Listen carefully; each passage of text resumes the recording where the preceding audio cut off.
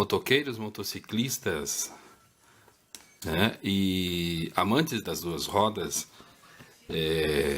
no meu canal Mototerapia, Motociclismo e Cultura, vamos abordar hoje um assunto diferenciado,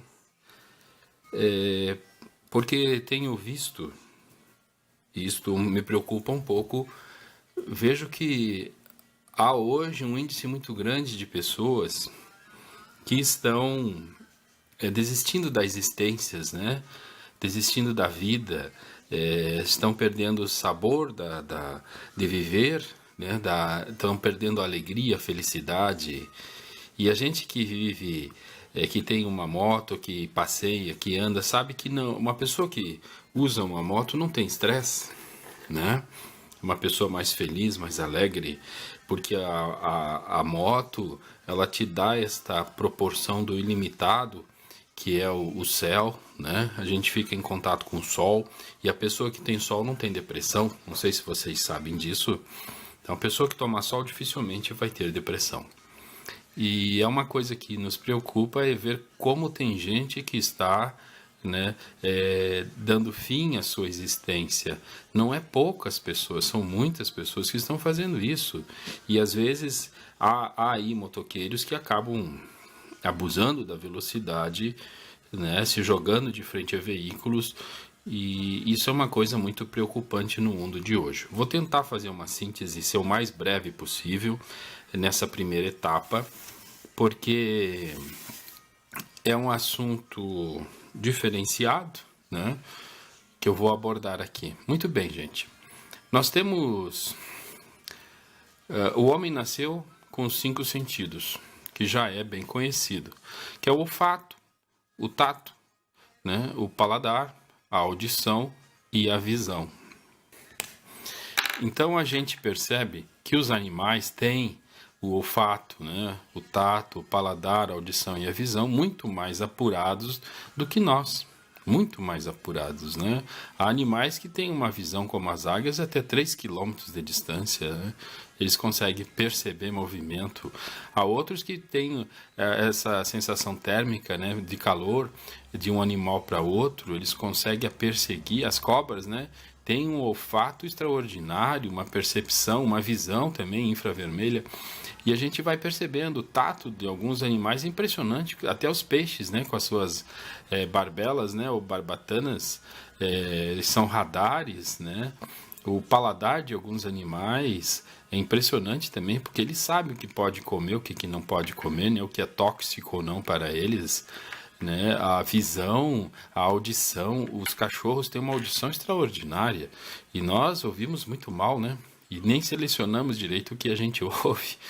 Então, os animais têm isso muito mais apurado em nós. Em contrapartida, com os 5 sentidos, paralelo a isso, nós temos na natureza os 5 elementos, né, que já foi estudado pelos filósofos antigos, os sábios, que é o que? A terra, né, a água, o fogo, o ar e a quinta essência dos elementos, que é o éter, que é o 5º elemento, né?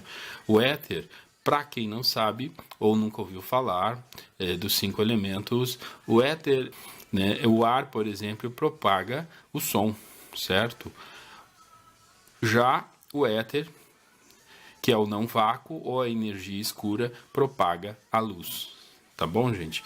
Isso é um assunto mais científico e já conhecido pelos grandes sábios da Índia Antiga, né? E os sábios também greco-romanos já conheciam sobre o éter, esse elemento que é da quinta essência.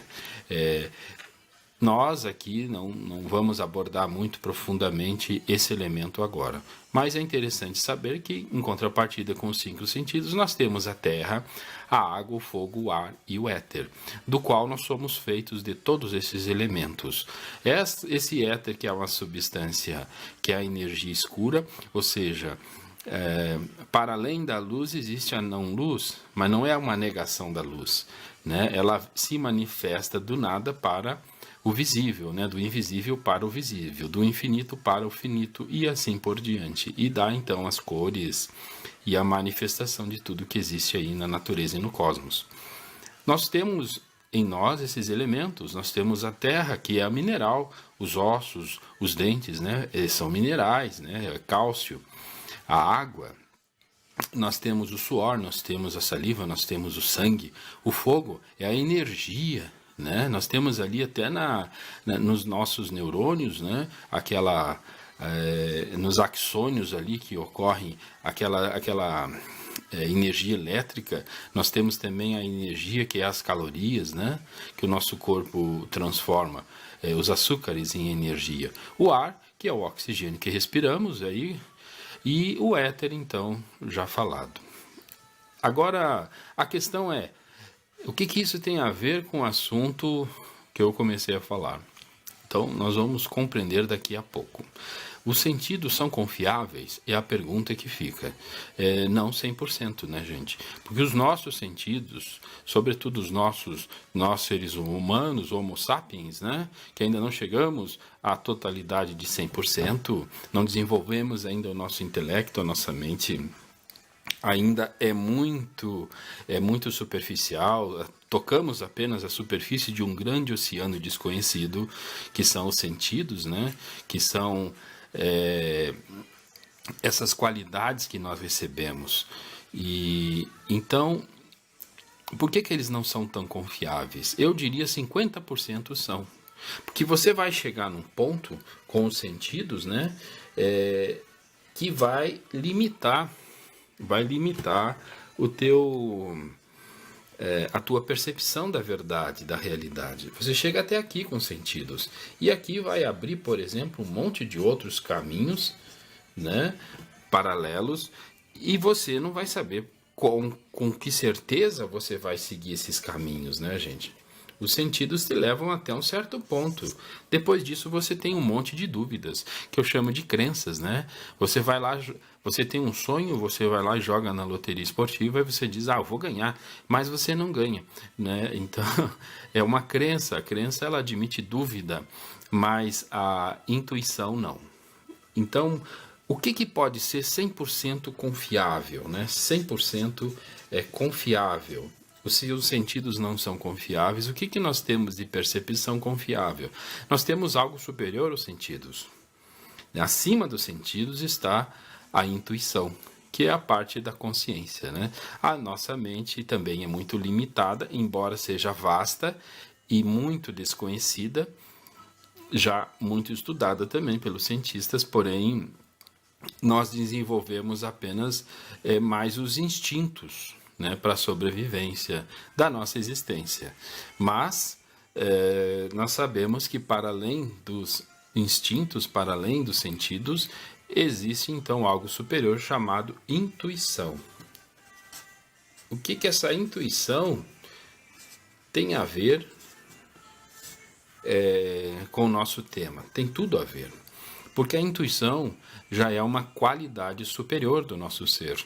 Quem tem intuição, né, eu vou citar alguns exemplos aqui já conhecidos, o Albert Einstein, né, diz que ele foi para as montanhas, lá em Princeton, nos Estados Unidos, quando estava refugiado lá na Universidade de Princeton, né, no tempo dos corifeus da era atômica, e ele então com um papel no bolso e um lápis saiu para as montanhas, desapareceu por 2 dias, ou 3, 4 dias, e veio com aquela fórmula conhecida lá, E igual, né, a mc ao quadrado. E aí nós temos, na teoria da relatividade, ele recebeu isso por intuição. É algo que veio fora dele? Não, gente, é algo que está dentro de cada um de nós. Nós somos seres intuitivos, né? Dizem que a mulher tem isso muito mais aflorado que o homem, que ela tem essa percepção, né? Ela tem o 6º sentido, mas todos nós possuímos essa intuição, esse sentido de ordem superior, de qualidade superior. Então, os sentidos são confiáveis em parte, né, gente? Eu diria 50%. Agora, a intuição é 100%. A intuição nos dá a certeza das coisas, nos dá a certeza da verdade sem as provas. Você simplesmente sabe que aquilo é verdadeiro e pronto, certo, gente? É o que eu também... A intuição pode ser sinônimo de fé, pode ser sinônimo de felicidade, né? É sinônimo de tudo que é certo, de tudo que é verdadeiro, certo? Aí nós temos os grandes gênios da humanidade, como Beethoven, Mozart, né? Bach, nós temos Michelangelo nas artes, né? Nós temos os grandes sábios como Buda, Jesus, Babaji e tantos outros, né? E até contemporâneos aí, Einstein, né? É mais contemporâneo, é do nosso século, né? Von Braun, enfim. É muito grande a lista de pessoas que são os grandes intuitivos, né, da humanidade, que trouxeram ganhos em vários setores da humanidade e trouxeram a evolução para nós. O que isso tem a ver com o nosso tema? Já vamos chegar lá. Então é isso, gente. Eu ia fazer um vídeo motivacional, mas vamos abordar a partir desta ideia, para termos um pouco mais de profundidade no assunto, né? O pensamento humano, a mente humana, por ser tão vasta e por vezes desconhecida e obscura, hoje as pessoas que têm um pouco mais de QI, de inteligência, né? Elas usam isso a seu favor, fazendo o quê? Causando uma espécie de encanto, de hipnotismo, e até de magia sobre aqueles que não têm um pensamento mais forte, né? E hoje é sabido que a pessoa que ela tem uma mente mais desenvolvida, um intelecto mais desenvolvido, ou seja, que gosta de ler, de estudar, de pensar, de raciocinar, ela é uma pessoa que não se deixa abater facilmente, nem por doenças, né, afetam essas pessoas. Por quê? Numa proporção muito menor do que aqueles que são mais suscetíveis, certo, gente? Então, hoje existe uma qualidade de seres humanos, e isso é uma grande proporção da humanidade, que são os seres que são pensados, né? O ser que é pensado é aquele que não pensa. Ele se deixa pensar por outra pessoa. Então alguém vai lá e diz para você, como aconteceu lá, aquele pastor americano, Jim Jones, né? Diz que ele levou várias pessoas à morte, prometeu que as pessoas iam andar no rabo do cometa Halley com Jesus. Imagina, as pessoas acreditavam nisso, tomaram um veneno coletivo lá e todos morreram, né?